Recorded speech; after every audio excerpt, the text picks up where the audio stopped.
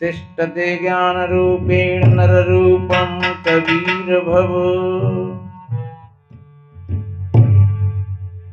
वासना जाल सर्वत्र कृपा दृष्टि विनश्यते। तं कबीरं गुरुं वन्दे ज्ञानिनायदिकं भव। जडयध्यास महाबन्धं बोध ज्ञान विमुच्यते।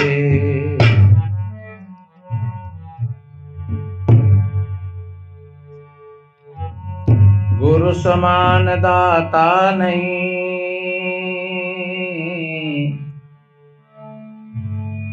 याचक शिष्य समान।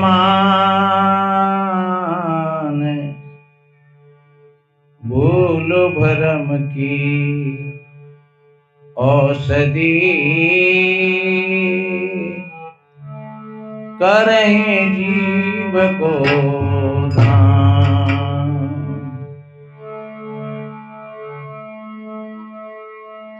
गुरु कृपा सो पाइए,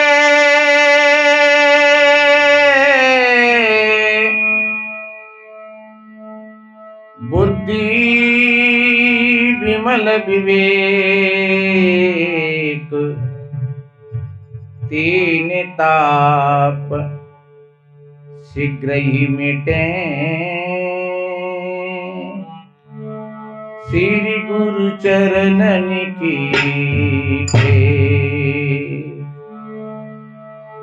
तीन ताप शीघ्र ही मिटे, श्री गुरु चरणन की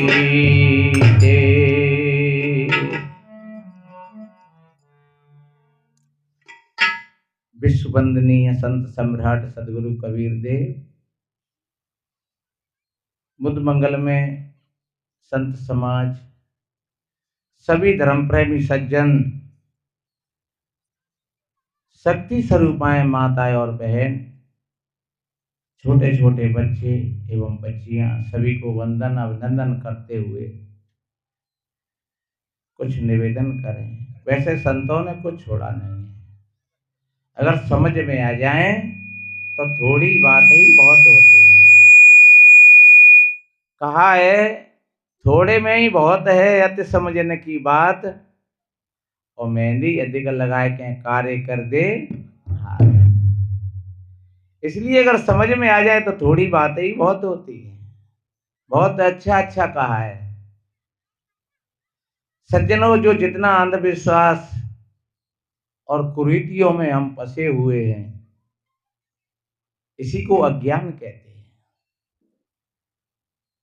किसी भाई बहन को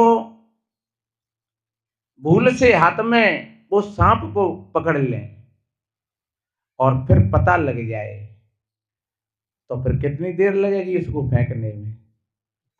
पता लग जाए कि ये सर्प है, मेरे हाथ में ये आ गया है भूल से, और एकदम उसको पकड़ लिया और फिर एकदम पता लग गया कि ये सर्प है, तो फिर उसको फेंकने में कितनी देर लगेगी? कोई महीना, 2 महीना, 15 दिन। कब पंडित पूछोगे जाएगी कि महाराज इस धोखे थे हमने श्याम पकड़ लो है और जाए हम कौन से दिन छोड़े, पूछोगे कहोगे?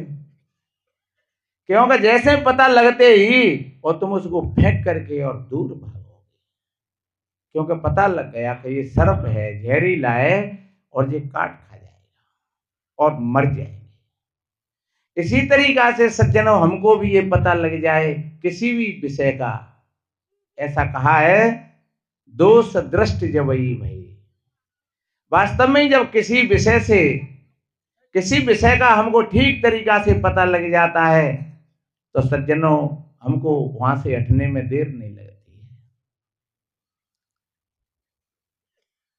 पहले हमने भी बहुत गांजा शराब जाने क्या क्या, लेकिन जब संतों के सानिध्य में आए और पता लगा तो फिर वही स्थिति रही, छोड़ने में फिर उसको कोई देर नहीं लगी। इसी तरीका से यही समझदारी है।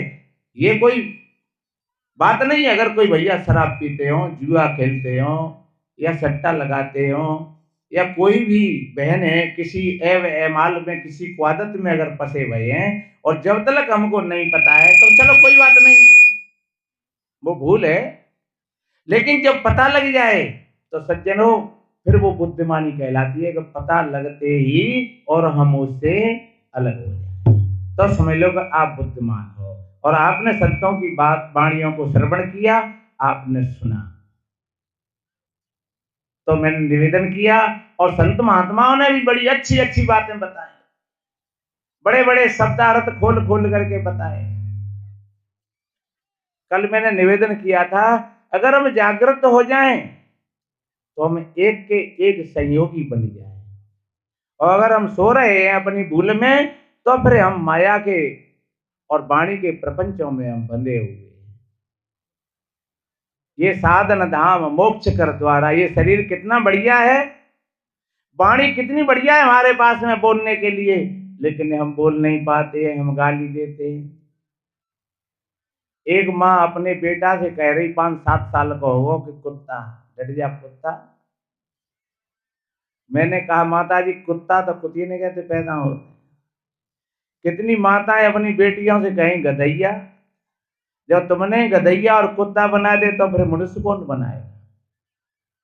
जब तुमने ही उनको कुत्ता और गधा और गधैया बना दिया तो फिर उन बच्ची बच्चाओं को फिर अच्छे मनुष्य कौन बनाएगा? माँ ही तो मानव की खानी है। माँ तो एक सांचा है, जैसे ईंट बनाने वाले का सांचा होता है, तो जब सांचा बढ़िया होता है तो उसमें से ईंट बढ़िया निकलती है, और जब सांचो टेढ़ो मेढ़ो ढीलो मीलो होए तो वो ईंट भी फिर टेढ़ी मेढ़ी हो जाती है।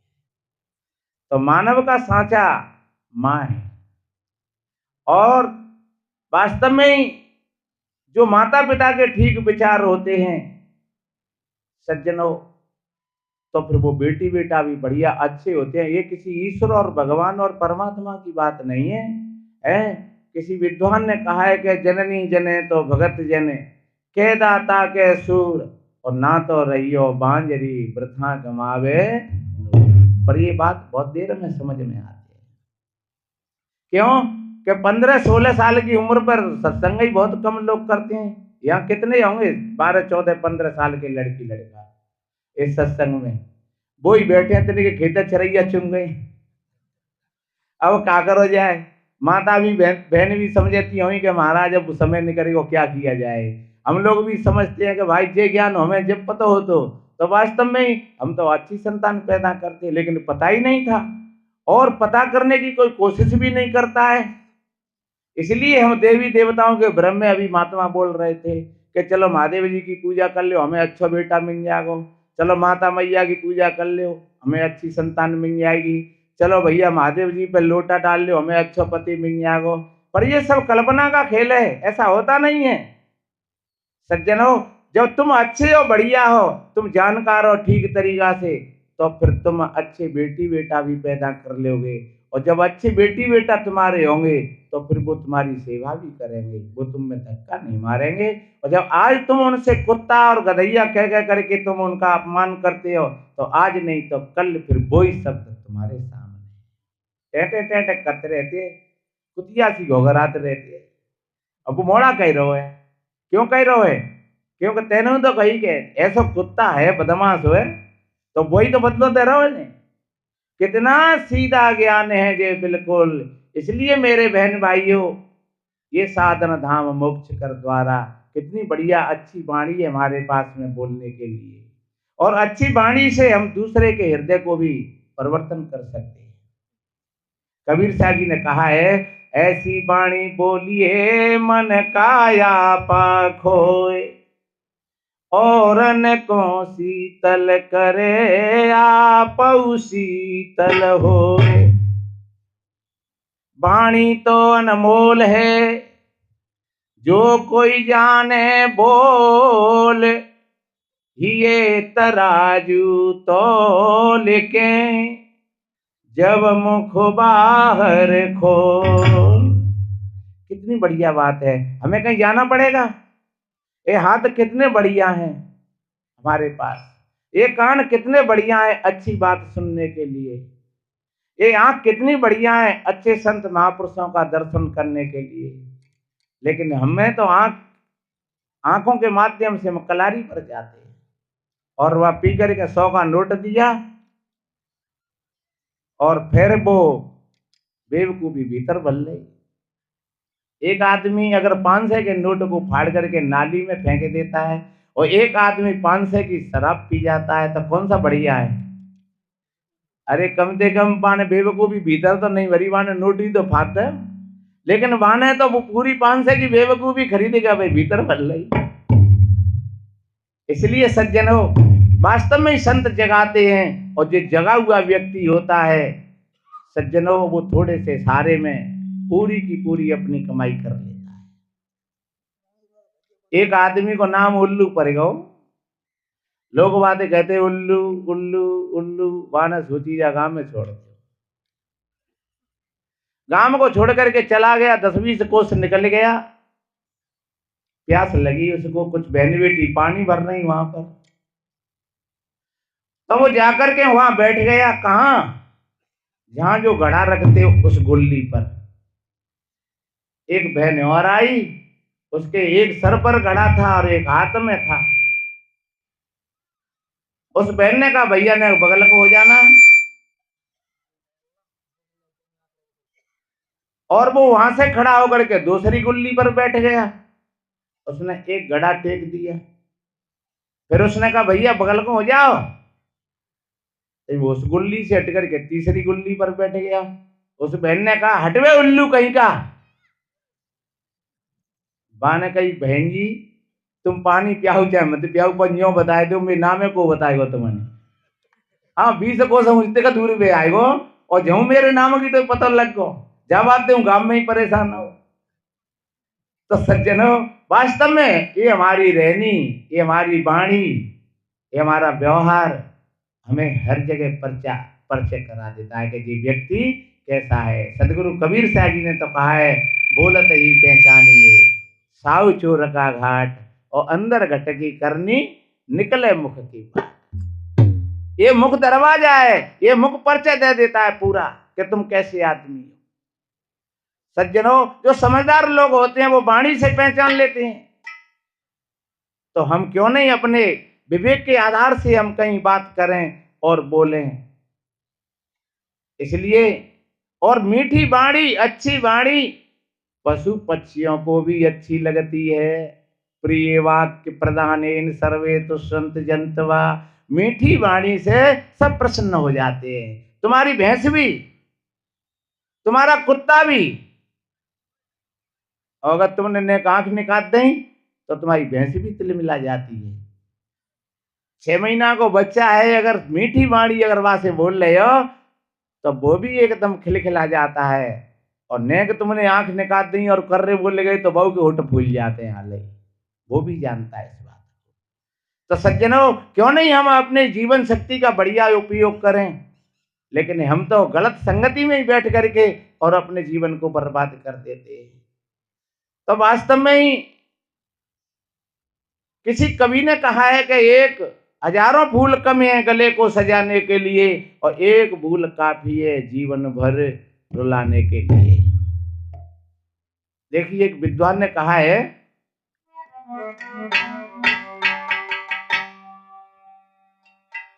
कि चोर और ज्वारी ते, शराबी विवचारी ते,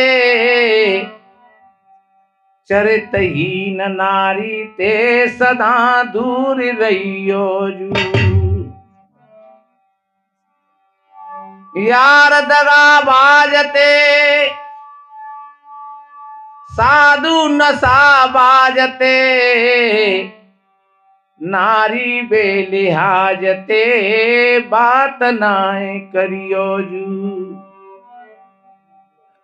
गुंडन की जमात में, झगड़े की बारात में, और इनकी बरसात में पामनाए रखियो जू। रोगी की काया को, सपने की माया को, और बादल की छाया को विश्वास मते करियो जू। बादल की छाया को विश्वास मते करियो जू। कितनी बढ़िया बात कही है। जैसा संग रंग वैसा ही सच है लोक कहावत। हमारा चित्त कैसा है? जैसे ये सफेद कपड़ा, और तुम सफेद कपड़ा को अगर हरे रंग में रंग दो तो हरा हो जाएगा, अगर लाल रंग में रंग दो तो लाल हो जाएगा, नीले रंग में रंग दो तो नीला हो जाएगा। बस यही दशा है हमारे चित्त की। हमारा चित्त जैसी संगति में जाएगा और उसी रंग में रंग जाता है। आज यहां पर कितने भाई बहन बैठे हुए हैं, आपसे क्या कहेंगे? कोई सत्संगी। आप कौन हो? सत्संगी। लेकिन एक आदमी शराब पी करके आ जाए तो बातें फिर क्या कहेंगे? वो शराबी। क्योंकि उसका चित्त उसमें रंग गया और उसका चेहरा उसी रंग में रंगा हुआ है, और वो दिख रहा है कि ये तो भैया पियक्कड़ है, पी करके आया है। अगर कहीं जुआ में बैठ जाओगे तो क्या कहलाओगे? जुआरी। ये संगात्मक दोष होता है। सज्जनों, जहां चोर के साथ में हो तो तुम चोर कहलाओगे, जुआरी के साथ में हो तो जुआरी कहलाओगे, शराब के साथ में हो तो शराबी कहलाओगे, अगर सत्संग में बैठे हुए हो तो तुम सत्संगी कहलाओगे। तो अपने आप विचार करिए, हमें कौन बनना चाहिए?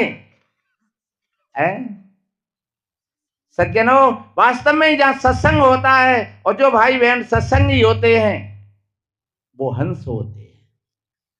हंस तो वो भी है। देखिए, जब प्राणी मर जाता है, कहावत में कहते हैं, हालांकि मरने वाली कोई नाम की चीज नहीं है।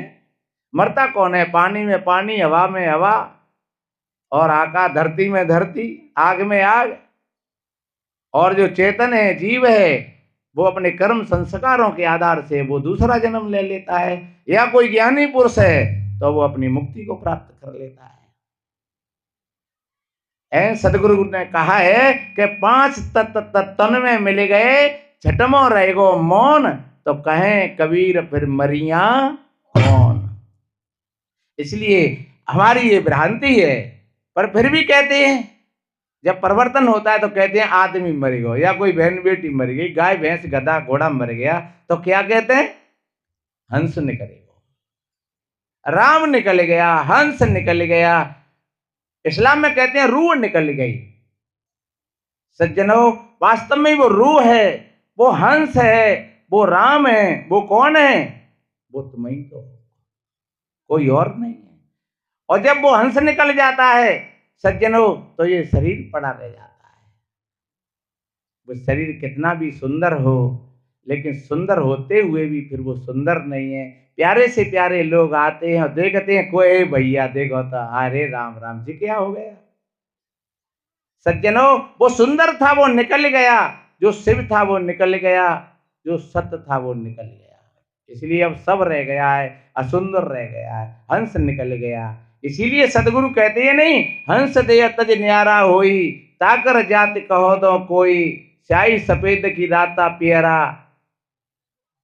कितना बढ़िया कहा है। जब हंस निकलता है तो कोई कहता है कि कोई स्त्री निकल गई, कि कोई पुरुष निकल गया, कि जे ब्राह्मण निकल गया, कि क्षत्रिय निकल गया, कि जे शूद्र निकल गया, कि जे भैंस निकल गई, कि गाय निकल गई। क्या कहते हैं? हंस निकल गया। इसीलिए तो जो हमारे यहाँ जाति व्यवस्था है वो बिल्कुल उसने दूसरा रूप ले लिया है। जाति शब्द ही जन्म से है। सदगुरु कबीर साहब जी ने तो कहा है कि जन्मत शूद्र मुए पुने शूद्रा। जब जन्म होता है तब शूद्र ही पैदा होते हैं। किसी का भी जन्म हुआ है, कोई ब्राह्मण पैदा नहीं हुआ है, कोई क्षत्रिय पैदा नहीं हुआ है, कोई वैश्य पैदा नहीं हुआ है, कोई साधु पैदा नहीं हुआ है, कोई नेता पैदा नहीं हुआ है, कोई सुनार पैदा नहीं हुआ है। सज्जनों, जब पैदा होता है तो वो शूद्र होता है, लेकिन अब वो आगे चल करके क्या बनता है? वो ब्राह्मण बनता है। कि छत्री बनता है, कि वैश्य बनता है, कि सुनार बनता है, कि लोहार बनता है, कि साधु बनता है, कि डकैत बनता है, कि चोर बनता है, वो फिर आगे की बात है। इसलिए जन्मते तो सज्जनों वास्तव में कोई 1 महीना का बच्चा हो और वो सड़क पर मिल जाए, उससे हम क्या कहेंगे? हिंदू कहेंगे या इस्लाम कहेंगे या सिख कहेंगे या ईसाई कहेंगे? एक जगह एक भैया पूछ रहे, महाराज जी कौन को बच्चा है? हमने कही तो तुम्हें कौन को लग रहा है? गाय को लग रहा है कि भैंसी को लग रहा है? कि नहीं, गाय भैंसी को तो ना, तो आदमी को है। तो फिर संशय का है जामे? जब आदमी का ही बच्चा है तो फिर संशय क्या है तुम्हारे भीतर में? कि नहीं महाराज हम ये पूछ रहे हैं कि जी कौन दूध है?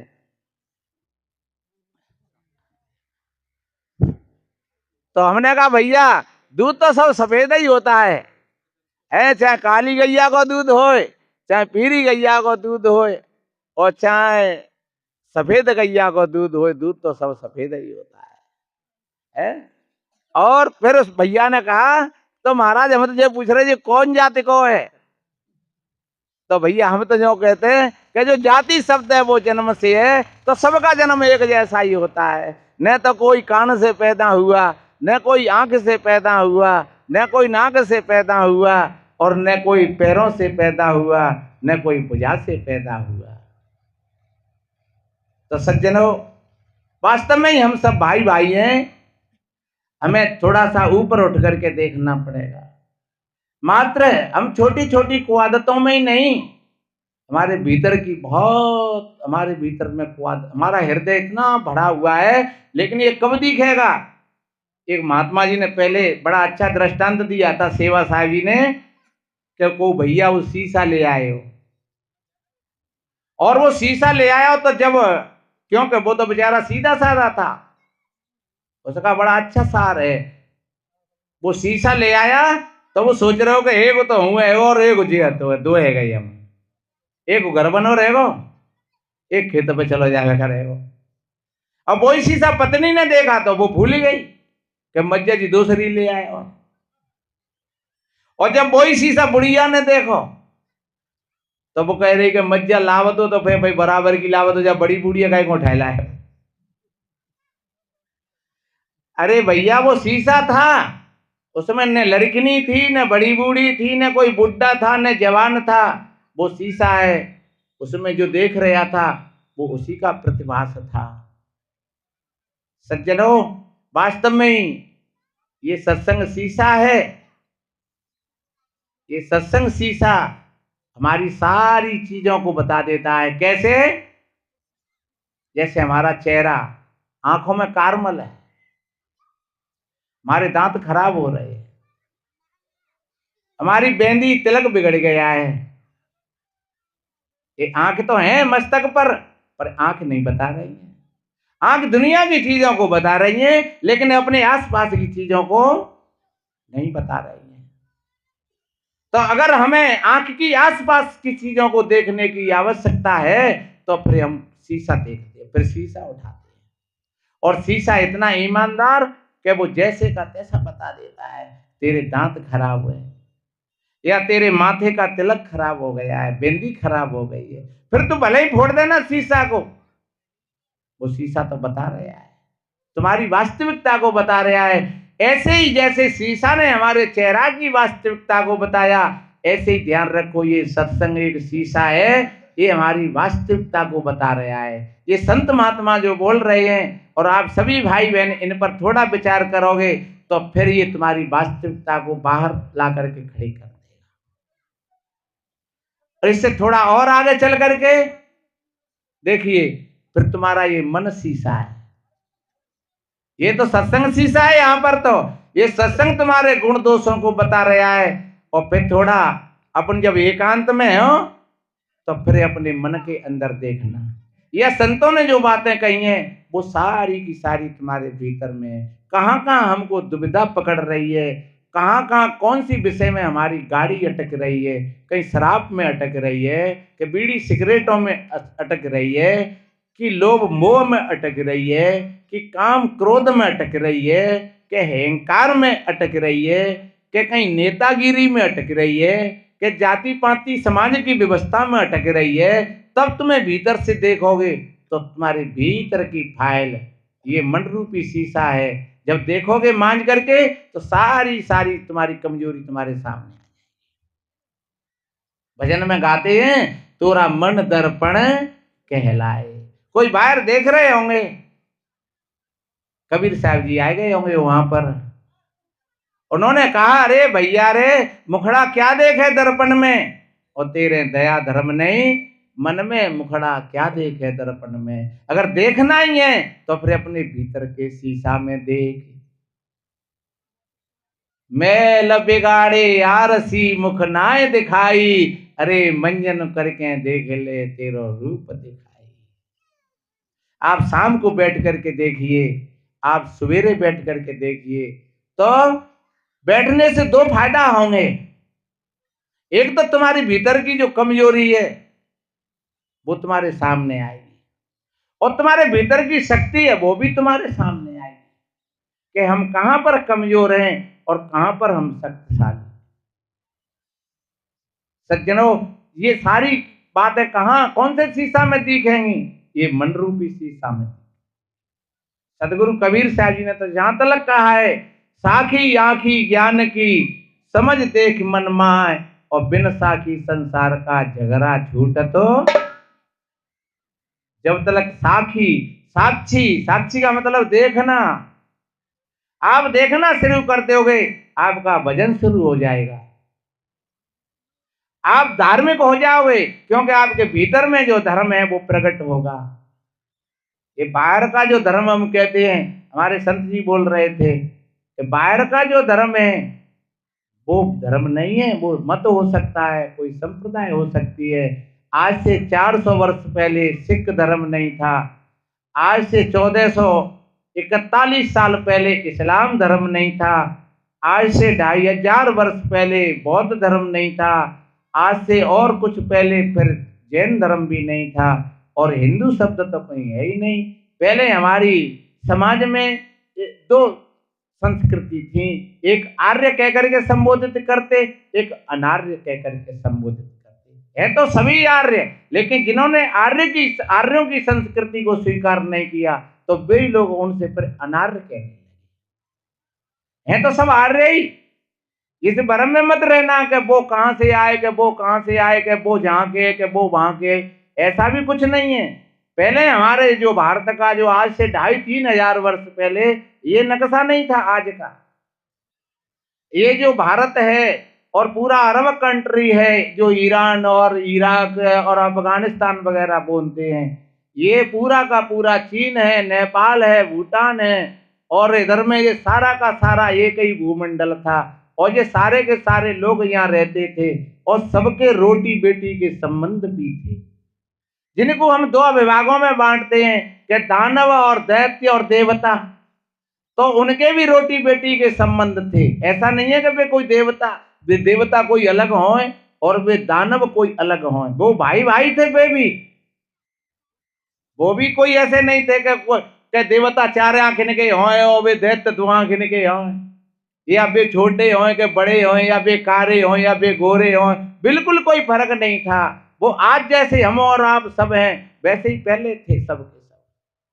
लेकिन जब आर्य संस्कृति की स्थापना करी थी, क्योंकि उस समय पर ऐसा मामला चल रहा था, क्योंकि पैसा भी कोई व्यक्तिगत नहीं था, और जो नारी जाति है वो भी स्वतंत्र थी अपने आप में। तो इस हिसाब से फिर ये दोनों चीजों पर लोग मरते रहते और मारते रहते। तो फिर कुछ समझदार लोग भय होंगे और उन्होंने ये कुछ नियम बनाए कि भैया एक स्त्री और एक पुरुष अपना जीवन व्यतीत करें, तो 2 स्त्रियों का अधिकार नहीं है एक पुरुष के लिए। और फिर जो पैसा है तो वो पैसा भी इस तरीका से एक व्यक्ति का नहीं रहेगा, उससे सब बरतेंगे, और जो व्यक्ति काम करता है वो दूसरे को चीज देगा, और वो दूसरे को देगा, वो दूसरे को देगा। तो ये पद्धति थी। किसी ने कपड़ा बना करके किसी को दिया, तो किसी ने किसी को जूता पहना दिया, किसी ने किसी के बाल बना दिए, तो किसी ने किसी का खेत जोत दिया, तो किसी ने किसी के खेत को काट दिया, किसी ने दूध निकाल लिया, तो किसी ने उसको गर्म कर दिया, तो किसी ने उसको बंटवारा कर दिया। ये स्थिति थी जो हमारे साहब जी बोल रहे थे कि वेद में वो एक सूत्र है कि हम सभी एक भाई भाई हैं, हम सभी एक साथ बैठेंगे, एक साथ हम आगे करेंगे, एक साथ ही हमारी गौशाला रहेंगी, एक साथ ही हमारे भंडारे होंगे, एक साथ ही हमारा भोजन होगा। तो उस समय की यही पद्धति थी, लेकिन सरकते सरकते फिर धीरे धीरे धीरे धीरे और सज्जनों फिर उसमें विभाजित हो गया। और फिर वो जो जाति जो कर्म के आधार से उनको टेरा जाता था, बोला जाता था, अब उन्होंने फिर वो जन्म के आधार से उसको सिद्ध कर दिया। ये बिगाड़ हो गया पूरा। अब एक व्यक्ति कहीं छोटी समाज में है, चाहे वो कितना भी विद्वान है, लेकिन फिर भी वो छोटा है। और एक व्यक्ति कहीं किसी तथाकथित कहीं ब्राह्मण की समाज में, तो वो चाहे कितना भी, चाहे मांस खाता हो, शराब पीता हो, लोग फिर भी उसको कहते हैं वो पूजनीय है। अन्यथा आप देखिए वेद व्यास जी कौन थे? वो निषाद की लड़की के बेटा थे, और उनके बेटा फिर सुखदेव भय जो व्यास गद्दी के आचार्य भय। एक जगह हमारी धौलपुर में, हाँ भैया समय पूरा हो रहा है, सभी प्रसाद लेकर के जाएंगे, 2 मिनट में पूरा कर रहे हैं। हाँ, तो वो एक जो शास्त्री आए थे कोई इटावा की तरफ के, तो वो लोधी समाज के शास्त्री थे, तो वो दमंग आदमी था। उसके पास में 2 गनमैन थे, और आज से 15 साल पहली बात है, 2 गनमैन थे, और उसने कलेक्टर से लिखवा करके लिया और उसने अपनी कथा कही। तो अब जो कुछ जो बड़े सवर्ण के लोग थे, जो ब्राह्मण थे, तो उन्होंने कुछ ऐसी वैसी बातें करी, गोरे देखो रे जी लो दो काय थे कथा पढ़ रहा हूं, और उन्होंने कछु जो भी इनकी बातन ने मानते ते लोग भी ने रोक दे। पर भैया वो वो विद्वान था, उसने कहा कि भाई जो हमारा ब्राह्मण वर्ग है या जो ठाकुर वर्ग है और जो लोग हैं जो तथाकथित झूठी मानंदियों में फंसे हुए हैं, और वो कहते हैं कि हमारी व्यास गद्दी जिन्होंने ले ली है, तो इनसे ईमानदारी से पूछा जाए कि व्यास इनके थे कि हमारे थे। उस लोधी राजपूत ने कहा कि व्यास इनके थे कि हमारे थे। अरे उस समय तो मात्र सत्ता थी, पिता का हक ही नहीं था, माँ के नाम से बेटा बेटी बेटाओं का जन्म होता था और माँ की उपाधि मिलती थी। कौन का बेटा है, जैसे आज किसी से पूछे कौन का बेटा है, तो वो अपने पिता का नाम राजपाल बताए, तो वो राजपाल के नाम से चलेगा। लेकिन उस समय की परंपरा थी, उस समय माँ के नाम से पहचान थी, तो माँ का नाम लिया जाता। तो सत्यवती कौन की लड़की थी? अरे सत्यवती तो उस मल्ला की लड़की थी, तो सत्यवती के व्यास थे, तो अब व्यास गद्दी ब्राह्मणों की रही है, हमारी रही। हमने बेईमानी करी है कि इन लोगों ने बेईमानी करी है हमारे साथ में है?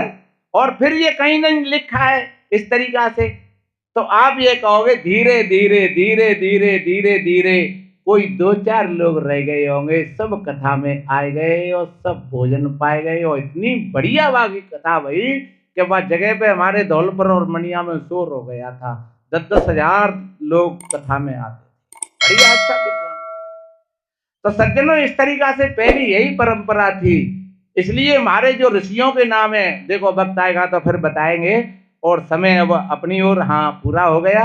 सज्जनों हम शाम को बैठे, सवेरे बैठे, हमारी गाड़ी कहाँ कहाँ अटक रही है, हम कहाँ कहाँ रुकावट है, कहाँ हमको दुख हो रहा है, कौन हमको दुख दे रहा है, ये सारी चीजों की फाइल तुम्हारे सामने तुम्हारे भीतर से आएगी, और जब भीतर से आएगी तो फिर सारे उत्तर भी वहीं पर छुपे हुए हैं। फिर वो ऐसा समाधान होगा कि आपके अंदर में दृढ़ता आ जाएगी, और आप अपने सुख और शांति के स्मारक के लिए बाहर भटक रहे हो, वो तुम्हारे भीतर में ही छुपा हुआ है। ऐसा संतों ने कहा है। तो संतों का तो यही भाव है। आप सभी भाई बहनों ने बड़े ध्यान से, बड़ी शांत प्रियता का परिचय देते हुए और आपने श्रवण किया है। हम धन्यवाद देते हैं जिन भाई बहनों ने, भाइयों ने और महात्मा जी ने यहाँ तक, यहाँ संतों को बुला करके, और आप सभी बहन भाइयों के दरस परस हुए, मिलना जुलना हुआ, ये बड़े ही परम सौभाग्य की बात है। और जो कुछ संतों ने कहा है, आप सभी ने बड़ी धैर्यता के साथ श्रवण किया है। आशा ही नहीं पूर्ण विश्वास है आपके हृदय में ज्ञान का प्रकाश हो, आप सभी निरोग हों, सभी स्वस्थ हों, इन्हीं शुभ मंगल कामनाओं के साथ आज की वाणी को हम समापन की ओर ले चलते हैं। एक किसी सज्जन ने जो पर्ची दी उसको हम आएंगे, वो शाम को जरूर बैठेंगे तो हम उस पर जरूर चर्चा करेंगे। आज अब नहीं, बोलिए श्री सतगुरुदेव की जय।